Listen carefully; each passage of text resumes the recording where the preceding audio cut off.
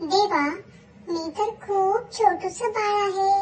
मी जेव्हा या जगात येईन तेव्हा मला नीट दिसणार नाही, मला काही समजणार नाही, बोलताही नाही येणार, मी कोणालाच ओळखत नसेल, मला काही कळत नाही. मी कसा राहू, कोण माझी काळजी घेईल आणि या नवीन वातावरणात मी कसा जगू देवा.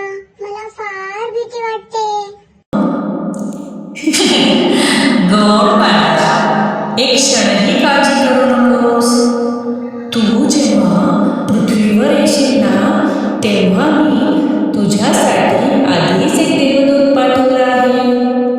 तो देवदूत तुझ्या अगदी जवळ असेल, तुला उबदारपणे प्रेमाने मिठीत घेईल, तुझ्या प्रत्येक रडण्यामागचा अर्थ समजून घेईल, तू काही बोलण्याआधीच तुझ्या मनातलं सर्व ओळखेल, तुला भूक लागली तर दूध देईल, तुझं रडणं पाहून तिचंही मन हळवं होईल.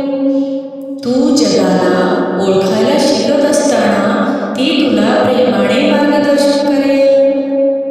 तू झोपेतही हललास तरी ती जागी होईल आणि तू जर हसलास ना तर तिचा संपूर्ण दिवस उजळून निघेल. आणि बाळा, हा देवदूत दुसरा तिसरा कोणी नाही बरे, ती म्हणजे तुझी आई. तिच्या हृदयात तर मीच राहतो, तुझ्यासाठी प्रेम निर्माण